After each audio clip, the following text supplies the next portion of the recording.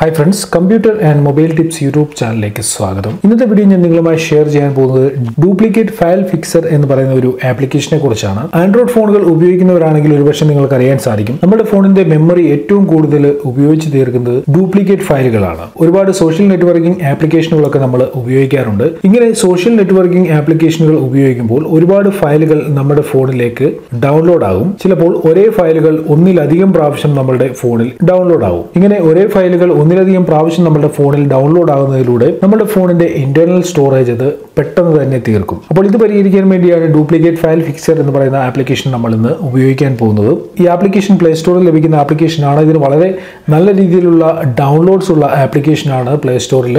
എങ്ങനെയാണ് ഈ ആപ്ലിക്കേഷൻ ഉപയോഗിക്കുന്നത് ഞാൻ നിങ്ങൾക്ക് പറഞ്ഞുതരാം. ആപ്ലിക്കേഷൻ ഓപ്പൺ ആക്കുമ്പോൾ നിങ്ങൾക്ക് ഇങ്ങനൊരു ഇന്റർഫേസ് ആയിരിക്കും കാണാൻ സാധിക്കുക. ഇവിടെ സെറ്റിംഗ്സിൽ നിന്ന് നിങ്ങൾക്ക് ഇതിന്റെ തീം ചേഞ്ച് ചെയ്യണമെന്നുണ്ടെങ്കിൽ ഇതേപോലെ തീം ചേഞ്ച് ചെയ്യാനായിട്ട് സാധിക്കും. ഞാൻ എന്റെ തീം ചേഞ്ച് ചെയ്തു. നിങ്ങൾ ആദ്യമായി ആപ്ലിക്കേഷൻ ഓപ്പൺ ആക്കുമ്പോൾ നിങ്ങൾക്ക് ഇങ്ങനെ ഒരു ഇന്റർഫേസ് ആയിരിക്കും ലഭിക്കുക. ഇവിടെ നിങ്ങൾക്ക് scan audio, scan videos, scan pictures, scan documents, full duplicate scan, ഇങ്ങനെ 5 ഓപ്ഷനുകൾ ലഭിക്കും. ഇവിടെ നിങ്ങൾക്ക് ഓരോ കാര്യങ്ങളായിട്ട് സ്കാൻ ചെയ്യാൻ സാധിക്കും. അതല്ല എന്നുണ്ടെങ്കിൽ ഫുൾ ഡ്യൂപ്ലിക്കേറ്റ് സ്കാനിൽ ക്ലിക്ക് ചെയ്ത് നിങ്ങളുടെ ഫോണിലുള്ള എല്ലാ ഡ്യൂപ്ലിക്കേറ്റ് ഫയലുകളും ഒരു സിമ്പിൾ ക്ലിക്കിൽ കണ്ടുപിടിക്കാൻ സാധിക്കും. ഞാനിവിടെ സ്കാൻ ഓഡിയോ സെലക്ട് ചെയ്ത് ഒന്ന് സ്കാൻ ചെയ്ത് നോക്കിയാണ്. നിങ്ങൾക്ക് കാണാൻ സാധിക്കും no duplicate file found. Scan picture ഒന്ന് നോക്കാം.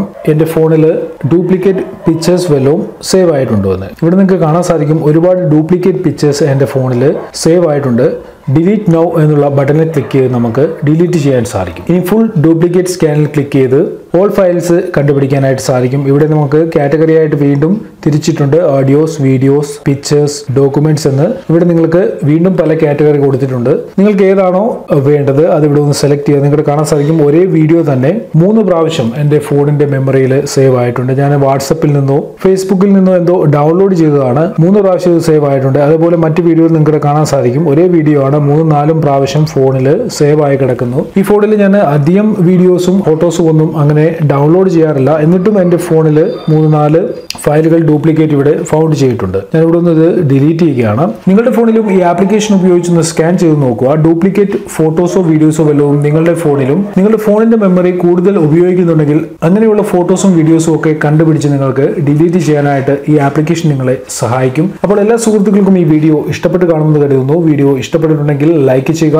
ഇനി വീഡിയോയുമായി ബന്ധപ്പെട്ട് എന്തെങ്കിലും ഡൗട്ട്സ് ഉണ്ടെങ്കിൽ നിങ്ങൾ വീഡിയോയുടെ താഴെ കമന്റ് ചെയ്യുക.